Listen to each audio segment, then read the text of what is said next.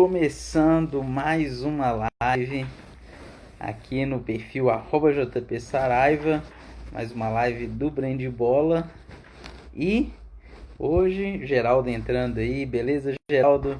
E hoje o tema vai ser experiência com o torcedor.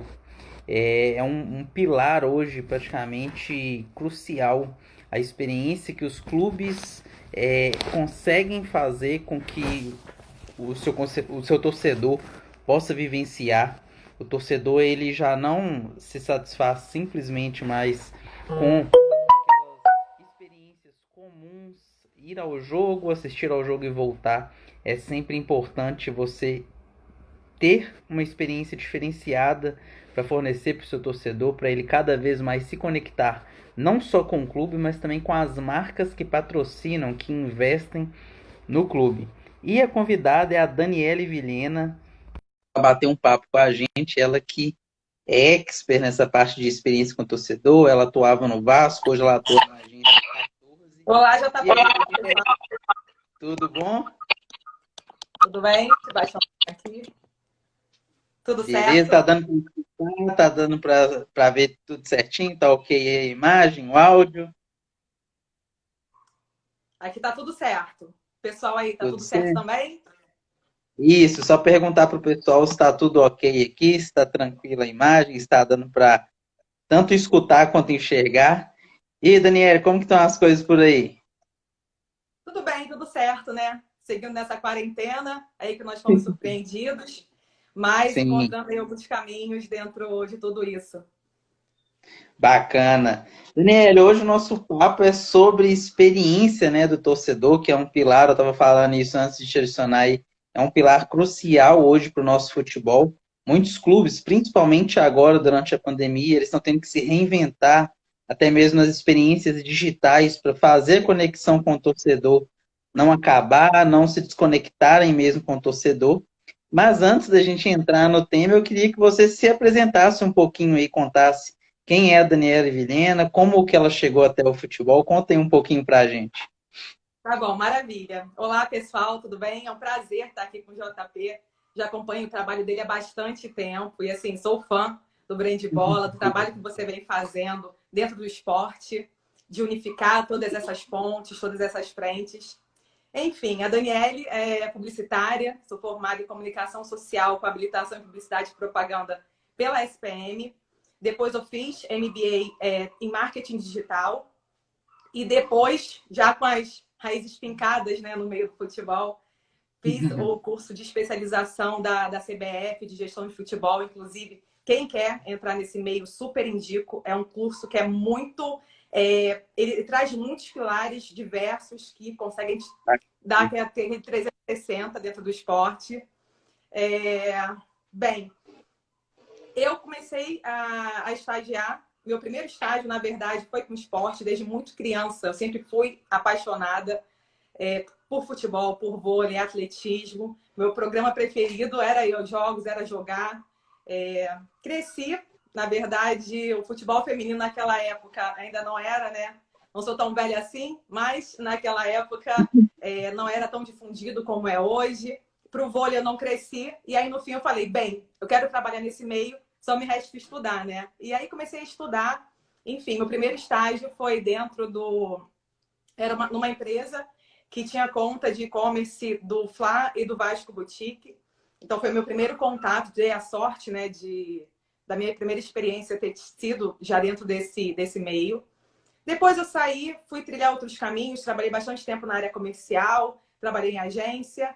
E aí, minha última experiência, eu estava no Itaú, tinha sido trainee do Itaú, tinha acabado de me formar gerente, ser efetivada, e nisso surgiu uma oportunidade de vir trabalhar no Vasco, né, numa empresa de marketing esportivo. Quando eu fui conversar com a minha diretora, eu gosto muito de contar essa história, porque acho que ela retrata muito bem assim, a paixão, né, de quando nós somos mais jovens e a gente quer entrar nesse meio. Eu fui conversar com a minha diretora, na época do Itaú, e falei, bom, o Globo chega lá em casa todo dia, eu pego a parte de economia e viro. Não tem jeito, eu tenho que ir. E aí ela riu e falou, Dani, a cara que você está fazendo para pedir demissão, eu não posso falar nada, só te desejar sorte e que você vá trilhar, enfim, esse caminho. E aí foi isso foi 2011, né? Tem quase aí 10 anos e tô nessa trajetória. Fui para o Vasco, no Vasco, os meus primeiros 2 anos foi numa empresa de marketing esportivo que tinha conta. Então você iniciou, na verdade, em uma empresa de marketing esportivo que atendia o Vasco, e aí depois Exato. você começou a atuar dentro do próprio Vasco como colaboradora do Vasco. Exatamente. Eu comecei nessa empresa, vi que a Luana deu um joinha aí, ela começou junto comigo, inclusive. Nós começamos nela. Eu em breve quero entrevistar ela também. Maravilha. E aí, enfim, 1 ano e meio depois, essa empresa saiu e nós recebemos a proposta de ficar direto no marketing do Vasco. Mas, de qualquer forma, durante esse 1 ano e meio, nós trabalhávamos em São Januário mesmo. Então, nessa brincadeira, são 7 anos de Vasco, né? E aí Bacana. fomos pro... Olha lá aí. E aí fomos para o marketing e, enfim, depois eu vou falar um pouquinho mais sobre como foi essa construção dentro do departamento. Achei legal você dizer isso, essa questão de primeiro atender o Vasco como cliente e depois você passar a ser parte mesmo da equipe do Vasco, porque se não me engano, eu tenho quase certeza, você até conhece ele muito bem também, o Bernardo Pontes, eu acho que foi mais ou menos assim que ele entrou no futebol também, se eu não me engano, ele começou a atender, acho que o Fluminense como Exato. agência em uma empresa, e aí depois ele foi convidado para atuar dentro do próprio Fluminense também, né? Exatamente. Foi exatamente a mesma coisa que aconteceu. Assim, a gente atuava direto dentro do Vasco de São Januário. Enfim, nós fomos criando, né, toda essa rede de relacionamento, que depois também vou falar um pouquinho sobre isso, que é importante para quem quer entrar no mercado esportivo. E foi isso. E o tempo Bacana. passou e a gente foi construindo muita coisa boa lá. Agora eu estou na 14, que é a agência de conteúdo estratégico do Bruno Maia, que foi meu vice-presidente no Vasco em 2018. Exatamente. E, assim, também é sensacional. O Bruno é um visionário, é muito vanguardista dentro desse mercado. Agora ele está atuando como consultor, também, além da 14, como consultor esportivo. Já fazendo jabá, Bruno. Ele acabou de lançar um livro, Inovação no Sim. Marketing, que é maravilhoso. Também super indico para quem quer ter uma leitura mais ampla do mercado esportivo, de como a inovação consegue entrar, né, dentro do marketing e trazer Também. E Dani, entrando no nosso tema, focado assim nessa parte de experiência mesmo, pegando aí toda a sua carreira nessa parte de relacionamento com o torcedor, as experiências que você conseguiu gerenciar e criar com os torcedores, como que você define a melhor maneira da gente definir os tipos de experiência, né? Porque existem vários tipos de experiência que você pode ativar com o torcedor. Desde a experiência ao ele entrar no estádio, a experiência de intervalo, a experiência digital, vários modelos de experiência. Como que você consegue estipular qual que é o melhor tipo para cada perfil de torcida? Você tem algum tipo de estudo, tem algum tipo de técnica que vocês utilizam? Como que é? Então, antes de tudo, você precisa conhecer o seu torcedor, um pouco das frentes de negócio do seu clube, a história, como é a formação desse torcedor, e aí começar a premissa entre formar, conhecer, segmentar e engajar dentro das mais variadas frentes do teu negócio, né?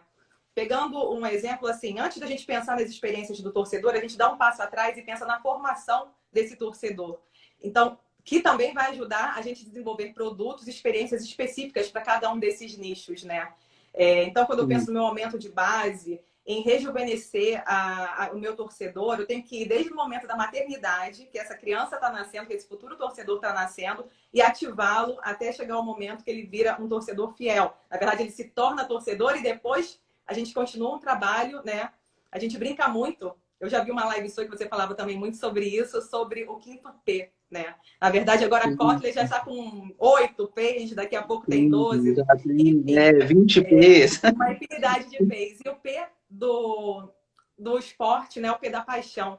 Eu acho que ele é o grande diferencial dentro de tudo que a gente faz. É isso que diferencia o trabalho de uma empresa para o trabalho efetivamente dentro do esporte. E isso quando a gente sabe aproveitar bem e conhecer na essência o nosso torcedor, esse P joga muito junto da gente, até quando a bola não entra. Que também é um outro fato assim, muito curioso que nós do marketing, né, sofremos bastante quando o resultado não vem. Então, JP, vou fazendo um paralelo, né? Primeiro você tem que formar esse seu torcedor. É saber ativar a família, ele se torna torcedor porque vai passando de geração em geração. São os pais, avós, filhos, amigos, aquele grupo que ele convive social, que eles vão fazer com que esse torcedor vire torcedor daquele time, né? Essa criança, na verdade. Não, é um ídolo. Muita gente... Na época do Vasco, a gente fez uma pesquisa com um projeto que nós tínhamos de Embaixadores da Colina, que a gente estava querendo rejuvenescer a nossa base, né? E ativar esse torcedor. E aí, muitas frentes vieram. Uma era a família, a outra era um grande ídolo. O ídolo influencia, sim, e muito dentro da formação da criança, desse jovem torcedor. Grandes conquistas. E a própria história do clube, né? Tem muitos clubes que têm histórias maravilhosas. Eu tive o prazer, né, e a honra de trabalhar em um deles, que tem uma história muito forte, muito genuína, que tem no DNA do torcedor a questão da construção, da mobilização, do engajamento. Isso é algo que é muito natural do torcedor vascaíno. Desde lá, que a gente brinca que São Januário foi o primeiro crowdfunding da história, a construção, né, de São Januário. Até hoje, quando a gente chega em Vasco, vai parar nos trends, e consegue também trazer o engajamento absurdo da marca, o Associa Vasco, que aconteceu também no ano passado, e uma série de questões. Então, assim, quando você consegue entender ali... Não vou ficar dando muito exemplo, senão eu vou fugir muito da pergunta. Mas quando você consegue entender essa formação do torcedor, e aí você traz isso, uma vez formado, né? Eu já identifiquei dentro dessas frentes. E aí eu começo a segmentar o meu público, identificar o meu público, através de variáveis externas, dados demográficos, geográficos, psicográficos, comportamentais. E aí você vai desde de faixa etária até um pouco do comportamento dele, das atitudes, qual frequência ele consome, ele vai ao estádio. Você faz um grande mapa, né?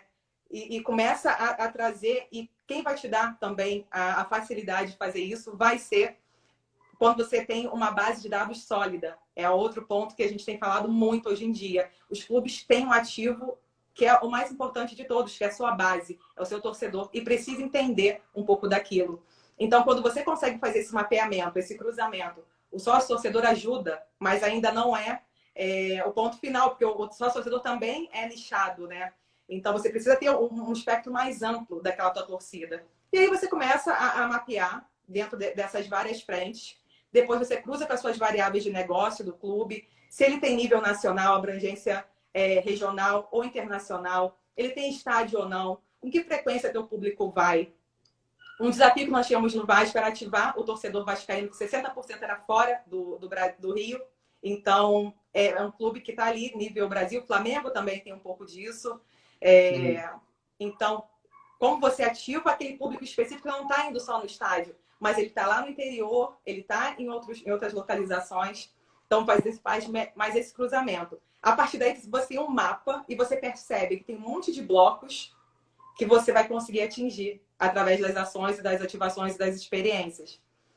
E aí a brincadeira começa a ficar melhor, né? Que aí você começa a trazer para o lado de cá os níveis de interação que você tem com o torcedor, que são ações mais gerais, quando você pega um lançamento de camisa e é algo mais amplo, uma campanha para o teu torcedor ir ao jogo, ações mais segmentadas, que são ativações, acho que todo mundo vai lembrar aí a ativação do Emirates, do Benfica. É clássica essa. Que é uma ação segmentada, que foi focada para quem estava no jogo, mas que depois viralizou, acaba virando uma ação geral, mas assim, ela foi específica para aquele público. Nós tínhamos no Vasco, temos ainda, na verdade, a Caravela Cruz Maltina, que é uma fanfest. O Vasco vai jogar em Brasília, a gente faz um evento lá, vai jogar em Manaus, tem um evento lá. De novo, uma segmentação para aquele público. E as ações direcionadas, que são mais um a um. É algum tributo, uma doação específica de medula óssea. Nós tivemos essa experiência lá também. E foi uma notícia muito boa, que a doadora que a gente fez a campanha, na verdade, a pessoa que a gente fez a campanha, ela conseguiu receber, ela conseguiu encontrar um doador compatível, enfim. Então, assim, eu acho que o esporte, ele acaba, dentro dessas ações de ativação de experiências e tal, entrando em caminhos muito interessantes. Não sei se eu falei demais sobre esse primeiro tema, mas Não, assim, mas é é uma isso aí mesmo. geral. É isso aí mesmo. E foi interessante você falando, porque a gente consegue perceber dois pontos assim muito importantes para a pessoa saber como ativar uma marca no futebol. O primeiro é, sem dúvida, entender quem é o seu torcedor, né? Ele precisa Sim. saber quem é o torcedor dele, para saber a maneira que ele vai ativar, que ele vai conseguir alcançar ali o segundo ponto, que no caso é o objetivo. Muitas campanhas, às vezes, são, igual você disse, de rejuvenescer a torcida. Às vezes tem clubes que têm uma torcida já mais velha, ela precisa se renovar, porque se a torcida não se renova, é o seu consumidor não se renovando. E essa parte de conhecer o torcedor, de fortalecer o seu banco de dados e traçar ali uma persona do seu torcedor, ela é crucial, porque empresa nenhuma consegue fornecer um produto, fornecer um serviço, se ela não conhecer a pessoa, ela tem que entender qual que é a demanda. E um clube de futebol também é assim. Beleza, o torcedor ele quer que o clube dele ganhe, mas as torcidas no Brasil, elas têm perfis diferentes e digo mais, dentro das próprias torcidas também tem segmentações diferentes. Por isso que às vezes você cria ações segmentadas para determinado público X, Y, Z. Então, isso com certeza que você disse aí é uma base muito importante nessa hora de planejar uma ativação. E, Dani, as referências que você tem aí desde quando você começou a trabalhar com a comunicação esportiva, quem e quais clubes e quais cases, o que você pegava como referência e você falava, poxa, isso daqui é legal, eu quero realizar trabalhos nessa pegada aqui. Você teve algum tipo de referência? Então, dois a gente já falou um pouquinho, né? Que é o Bernardo Pontes e o Bruno Maia, assim, são duas pessoas que eu sou fã demais. Eu É, também sou fã deles. então, assim, tem o Bernardo muito perto, tem o Bruno muito perto, né? Então, isso ajuda, inclusive, nessa construção, nessas trocas que a gente vai tendo ao longo do tempo. Tem outros dois que também sou fã, eu acredito que o pessoal aí também vai dar o joinha, que é Lene Franco e Nelson, que fazem um trabalho, assim, absurdo Sensacional. no Bahia, com as ações afirmativas, e o todo, sabe? Assim, toda a parte de branding que essas ações ajudam. Eu acredito que hoje em dia o Bahia se tornou assim um clube de coração de muita gente que trabalha, inclusive, no mercado esportivo, né? Por mais que a gente não Eu tenha entrevistei coisa a, eu entrevistei a Sheila Espírito Santo, que ela é a social media do Sporting de Lisboa. E ela, tipo assim, o que ela ficava falando do Bahia, para você ver a repercussão do marketing que o Lenin, que a equipe de marketing do Bahia tem feito hoje, ela já ultrapassou a fronteira da América, ela já está lá na Europa. Tipo, é um exatamente. trabalho que está alcançando muita gente mesmo, é sensacional. É sensacional. Então, assim, sou muito fã dos dois. Eles vêm fazendo um trabalho muito bacana no Bahia. E aí tem também Beto Carvalho, né, lá no Grêmio, que já está há bastante tempo e começou lá atrás um monte de ações, mais de ativação de experiência, de construções.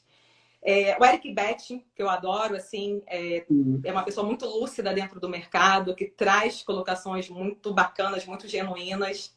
Enfim, tem essas pessoas assim que Bernardo, que foi do Cruzeiro, Marconi também, que fizeram um trabalho Fernando muito Mota. bacana no Cruzeiro, eles passaram por lá.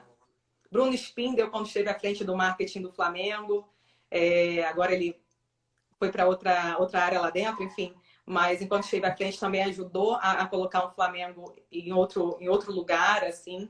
Então tem essas pessoas queridas dentro do Tem mercado. E muito pensando em ações. Oi? Tem muita referência, né? Se a gente for analisar o nosso mercado, ele é recheado de profissionais bem qualificados mesmo. Exatamente. E assim, pensando em ações, fazendo um pouco desse cross do on com off, que está cada vez mais forte, né? Quando a gente pensa nas ativações, nas experiências, a Heineken, que desde sempre, assim, foi sempre pioneira nessas colocações. Agora há pouco mesmo eu estava vendo que eles acabaram de fazer o Stadium Box para a MLS, uma ativação maravilhosa em tempos de pandemia que eles conseguem fazer esse cruzamento da campanha, de colocar hashtag no Twitter, mas ao mesmo tempo tangibilizar uma poltrona de estádio na casa do torcedor.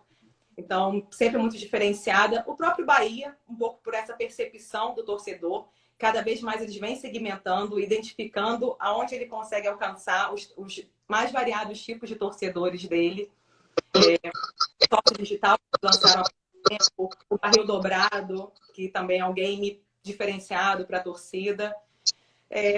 Grêmio, já falei com o Beto, né, também muito pioneiro, Cruzeiro. O Flamengo, há pouco tempo, lançou a Flamiguinhos, de novo, um produto bem específico, pensando no público infantil, para ativar as crianças. O Galo, com o Manto da Massa, foi bem absurdo assim, o que eles fizeram agora também. O Vasco, agora com essa ativação de lançamento do uniforme, isso eu acho que é um ponto que é muito bacana a gente falar, porque a pandemia ajudou, na verdade, não que tenha ajudado, mas assim, ela acelerou algumas coisas que estavam mais engatilhadas, mas que ainda não tinham acontecido, né? Então, você consegue fazer um lançamento de uniforme que você abrange aí centenas de milhares de torcedores. Antes, quando você pensava no lançamento, às vezes você estava muito focado num estádio, ou então numa festa fechada de lançamento, se a gente estiver falando de 5, 6, 7 anos atrás, e agora o torcedor que mora em Manaus e é tão apaixonado como o torcedor do Rio, ele consegue acompanhar um evento de lançamento. Então tem aí bastante coisa boa acontecendo, e é isso, são essas referências.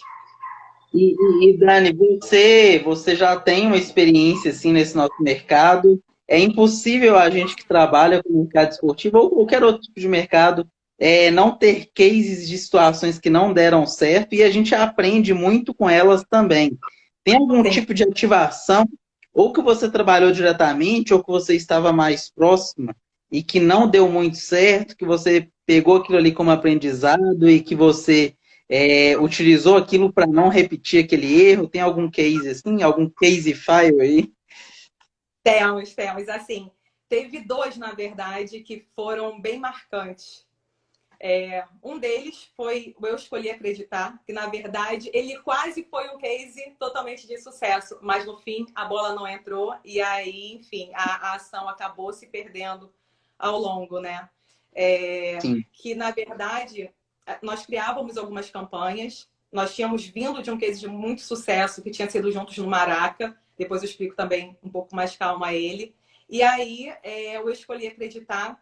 Nós estávamos, foi muito curioso a forma como ele foi construído. Nós estávamos na arquibancada, se eu não me engano, era um jogo do Flamengo e Vasco pela Copa do Brasil. A gente não trabalhou nesse jogo e nós resolvemos que todo o marketing iria para a gente sentar junto com os torcedores na arquibancada e entender um pouco daquele sentimento. A gente vinha, né? A gente tinha acabado de subir da Série B, isso era 2014, 2015, na verdade. Nós tínhamos acabado de subir. E aí, fomos para o jogo, sentamos. Já tínhamos a campanha toda organizada e tudo mais. E, de repente, a gente olhou e viu na arquibancada uma faixa. Eu escolhi acreditar de um torcedor. Uma faixa enorme e tal. A gente olhou e falou, aquela ali vai ser o nosso mote de campanha. Cancela tudo, cancela todas as artes. Parou. E a gente vai olhar para aquilo. Porque quando vem da torcida, faz uma diferença para a gente. É a voz do torcedor, Sim. De novo, é você conhecer o seu torcedor e você entender um pouco do tom, do que ele está sentindo e tudo mais para alavancar as campanhas. E aí voltamos durante a semana, mudamos todo o conceito da nossa campanha, trabalhamos o Escolher Acreditar. O Vasco vinha de um momento muito ruim na Série A. E aí o clube se uniu, atletas se uniram, marketing, diretoria, torcida, veio aquela roda positiva, a campanha ganhando força, crescendo. Chegamos, mudamos, revertemos o cenário. Chegamos até o final do Campeonato Brasileiro com chances de manter e acabou não vindo resultado positivo e houve a queda. Então, assim, houve uma construção muito bacana em parceria do marketing com a torcida e, no fim, só não deixa de ser uma ação de sucesso, mas por conta da bola não ter entrado, eu não classifico que esteja dentro do que foi bacana, assim. E a mesma coisa aconteceu, foi em 2018, nós estávamos jogando a final do Carioca contra o Botafogo. Nós levamos 2 sócios torcedores, não contamos para eles o final daquilo, mas nós levamos 2 sócios torcedores para o Maracanã para acompanhar a partida, os bastidores, filmamos eles o jogo inteiro. E não falamos para eles que no final a surpresa, o grande fechamento seria entrar em campo se o time fosse campeão, até porque a gente não sabia se seria ou não. Bem, Sim. 40 minutos do segundo tempo. descemos com eles, fomos para aquele corredor de acesso ao gramado, Putz, 49 gol do Botafogo. nossa. A gente estava pronto para entrar em campo. Assim, a gente ia fechar com chave de ouro, uma experiência assim, muito. Você que é torcedor, sabe? Você vai entrar em campo, você vai dar a volta olímpica com o seu time, vai levantar a taça. E é aquilo, quando a bola não entra, às vezes o marketing sofre bastante. Então, quando a gente foi entrar em campo, o Botafogo fez gol, foi para os pênaltis e foi péssimo, porque a gente teve que assistir pelas televisões do Maracanã, só que você está no Maracanã, então tem um delay ali da transmissão. Você ouviu o grito e o jogador ainda nem tinha batido. Foi uma experiência diferente para eles, tenho certeza. Mas não fechou como a gente gostaria que fechasse.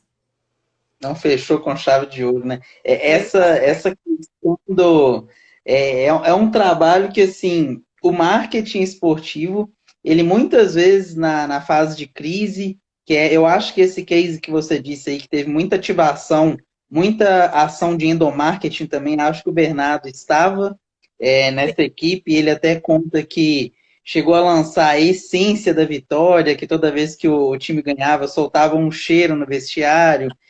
Tinha uma saudação que os funcionários faziam para trazer aquele orgulho vascaíno mesmo de trabalhar dentro do clube, mesmo com a situação adversa. Mas muito, eu acho que aí está um diferencial assim muito claro e muito óbvio de trabalhar com marketing no futebol, que é isso. Às vezes você executa um trabalho 100% planejado, qualificado, mas uma competição, uma disputa, infelizmente o marketing não tem como ele colocar a bola para dentro. Ele pode criar todas as estratégias, mas ele não consegue fazer isso. Porém, isso não pode ser analisado, né, como assim, se o time não ganhar, não adianta fazer nada. Porque muitas vezes, no momento de crise, o marketing ajuda a segurar muito a onda também. Se não fossem várias campanhas, a situação estaria muito pior. Se não fossem essas conexões que o marketing cria com o torcedor para trazer ele para próximo, justamente quando a situação está bem ruim, também não faria tanta diferença na visão, às vezes, de um dirigente ultrapassado que não consegue perceber a importância do marketing, mas a gente nota que, com certeza, o marketing consegue ali ser uma base muito importante de vários clubes, né? E case de Exatamente. sucesso, qual case que você fala assim, esse dentro do Vasco, esse foi um dos principais cases de sucesso, foi um dos que mais deu certo? Bom, acho que o primeiro ponto não chega a ser um case, mas foi quando nós chegamos, né, no marketing, a gente identificou a importância do torcedor ser tratado como o centro de todas as ações, ou da maioria das ações. E aí nós criamos essa área de relacionamento com o torcedor, que não existia antes. Antes era meio que dividido entre as áreas, cada um ia tocar uma parte do projeto, do programa, enfim. E aí nós identificamos que não, que precisava ter uma área que pensasse única e exclusivamente no torcedor. E aí nós criamos a área de relacionamento com o torcedor. Então esse foi um grande ponto. E a partir daí, a gente começou a criar vários projetos que tinha como esse foco central a torcida. O programa de sócio-torcedor, que não existia até então. Caravela Cruz Maltina, que foi a ativação nos eventos, os eventos que a gente fazia fora do Rio. Embaixadores da Colina, quando saiu essa pesquisa que a gente precisava trabalhar um pouco mais a nossa base de torcedores e rejuvenescê-la, a gente trouxe os embaixadores que eram voltados para a universidade. O Tour da Colina, Jogue na Colina, que aconteceu em 2018. A agência de viagens, os projetos de crowdfunding e as campanhas e as ações mais direcionadas. É isso. É o Dia dos Namorados, é o Dia dos Pais, o Dia das Mães, mas pensando sempre em formas de fazer uma ativação mais contínua e não pontual naquele momento específico. Então, a criação da área de relacionamento foi algo que foi muito importante para a gente, foi um grande diferencial. E aí, depois disso, pensando assim, além disso, a área de relacionamento ela servia como base para a área comercial, licenciamento e também as redes sociais. Então, quando a gente pensava em campanhas, a gente vinha junto com a equipe de redes sociais e pensava junto. Quando pensava em ativação de patrocínios, junto com a área comercial, pensávamos formas de estimular a área de licenciamento a ativar mais os produtos. Então, ela meio que ficava permeando ali sobre todas essas frentes também. Bom, Sim. Pode falar. Pode falar. Pode falar. Não, agora eu ia emendar no case, mas pode seguir. Então, nesse ponto que aí você sai, né, do Vasco e você vai direto para a Agência 14 ou você tem algum tipo de experiência nessa trajetória, nesse pulo do Vasco para a agência? Eu fiquei um ano morando fora, eu fui morar na França. Eu queria fazer um pouco de benchmarking, estudar lá também, visitar clubes. E aí voltei para cá para vir para 14. Ah, Então, sim. esse um ano fora, entre o Vasco e a 14. E sobre E os aí, cases de futebol dentro da 14, tem algum aí que você consegue destacar para a gente? Porque aí você já volta lá para aquela parte inicial, né? Que você não está dentro do clube, mas você realiza trabalhos para ou clube, ou torneio, ou marcas esportivas, né? isso. Então, falando bem rapidamente da 14. A 14 é uma agência de conteúdo estratégico. O Bruno Maia, que foi o ex-VP de marketing do Vasco, é o CEO. A 14 surgiu há 12 anos atrás como uma produtora. Então, ela caminhou muito na parte de eventos, audiovisual, com um audiovisual muito forte. E aí, depois de um tempo, o Bruno, sempre assim, muito vanguardista, trouxe o digital para acoplar. Então, assim, hoje nós somos uma produtora que tem uma agência digital, esse braço digital, e somos uma agência digital que tem uma produtora. Então, tudo a gente consegue fazer in-house, que facilita bastante o nosso trabalho, né? E aí, pensando nesses cases, tem dois bem bacanas, na verdade. Um ainda não consolidou e o outro foi o do DAZN, que também foi bem curioso. O Bruno estava lá em Londres no ano passado, ele já tinha saído do Vasco e começou o movimento do Associa Vasco. E aí no Sim. sábado ele me ligou: você está vendo movimento em Londres? Você está vendo movimento, sabendo o que está acontecendo e tal? A gente tem que, de alguma forma, filmar isso, documentar isso. Isso é um momento histórico e único no futebol e tal. E, de fato, foi recorde absoluto, assim, em adesões durante um período de sócios. E eu falei, vamos embora. Em um dia, nós colocamos a equipe de pé, toda essa produção, e fomos fazer as filmagens. E aí começamos a documentar isso. Tinha um jogo em São Januário. Seria o jogo que, a princípio, ia bater os 100 mil, se eu não me engano. Isso, ia bater os 100 mil e logo depois a gente ultrapassou o Flamengo. Então, fomos para São Januário, filmamos. Foi uma festa da torcida, entendendo um pouco dessas histórias, cada uma mais rica que a outra do torcedor. Voltamos para casa e começamos a pensar o que a gente ia fazer com aquilo. E aí são as oportunidades, as visões e tudo mais, assim. Entramos em contato com o DAZN, falamos, a gente tem um conteúdo original para vocês. E aí, DAZN, Vasco ia jogar a Sul-Americana. O DAZN ficou super animado e são outros parceiros que nós adoramos, que eles têm a cabeça também muito aberta para pensar novos conteúdos, para pensar conteúdos originais e tal. E aí fizemos a quatro mãos essa série, se chama De Volta a Vasco, onde tem o torcedor como o pilar de todas essas construções.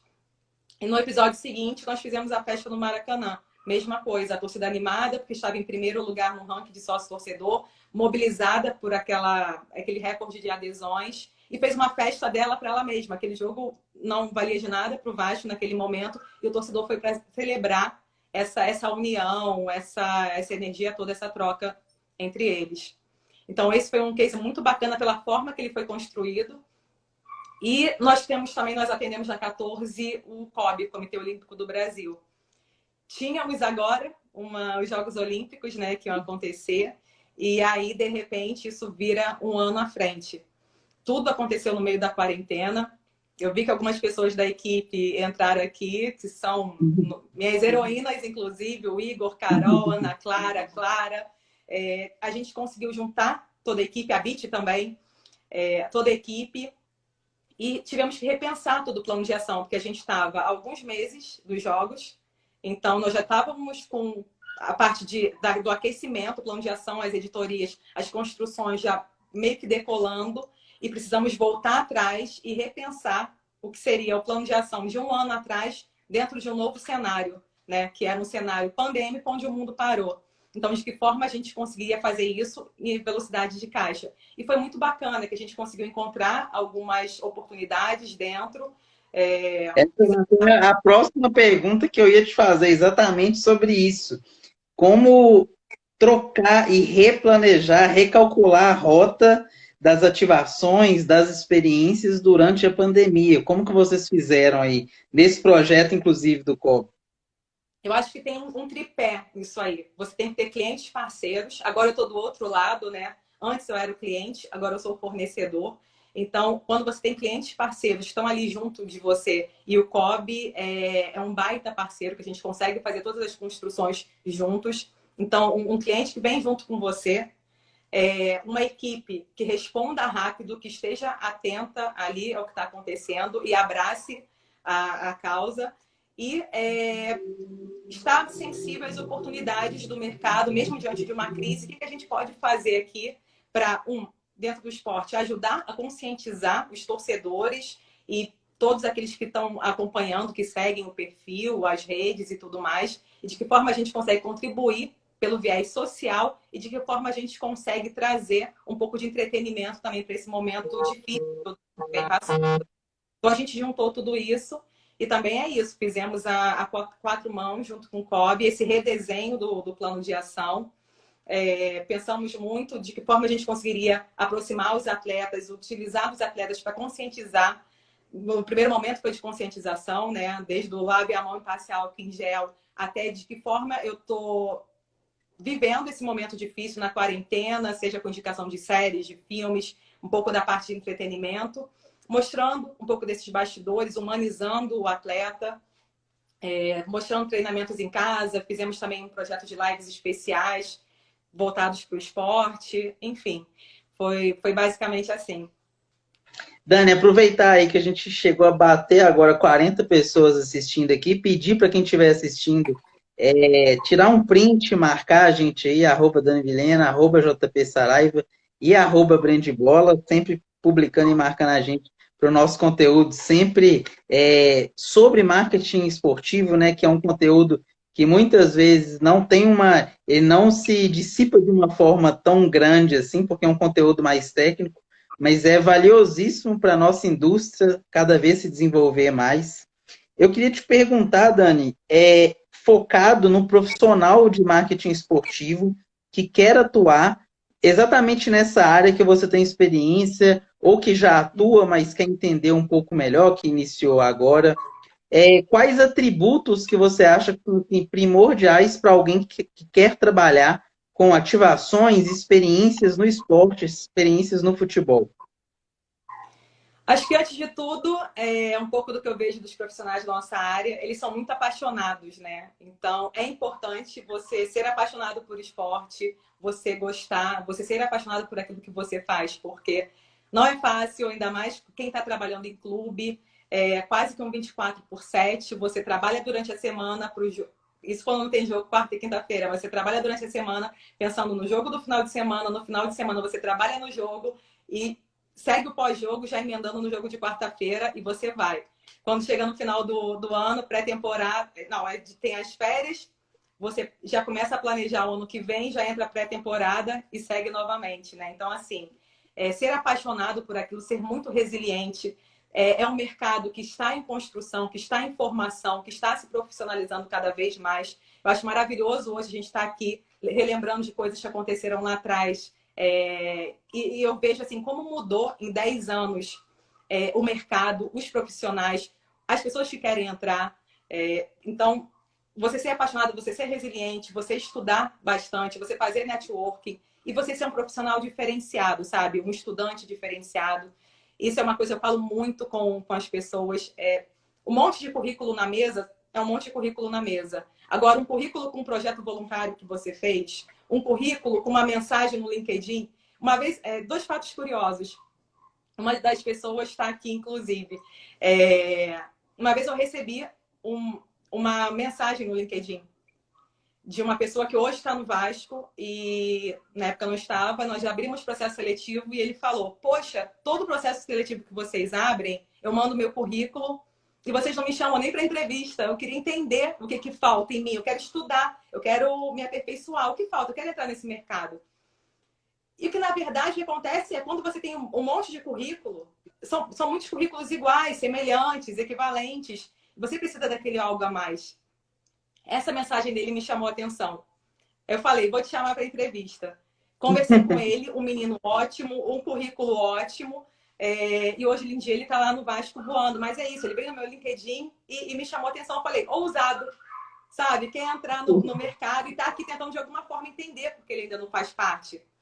Uma outra pessoa, eu posso falar que ele está aqui, o Igor. Hoje ele está com a gente na 14.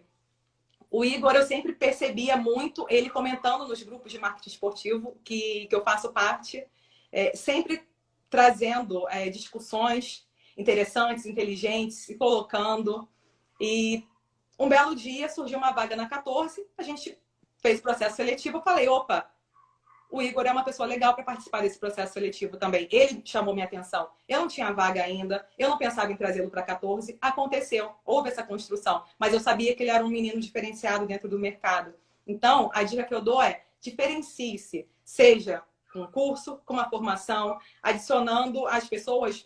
Vez ou outra eu recebo pessoas me mandando mensagem. Queria trabalhar no mercado esportivo. O que eu faço? Adoro conversar sobre isso. Adoro poder ajudar. Eu acho que Bernardo também faz muito isso. Você. A gente percebe que tem esse... Acaba virando esse grupo, né? Antigamente as pessoas diziam muito que o mercado esportivo era muito fechado. Hoje em dia eu já não vejo mais um mercado fechado, porque a gente tem muitas possibilidades de contato. Hoje tem as agências, você pode entrar por uma agência, você não precisa entrar direto no clube. Entra na agência, Sim. da agência você vai ganhar experiência, maturidade. O caso do Bernardo. Exatamente. Eu também, quando eu iniciei por agência, eu trabalhava em agência de marketing esportivo também. Você é um exemplo claro de tudo isso, sabe? Assim, você criou o Brand Bola e hoje você é uma das referências dentro desse segmento.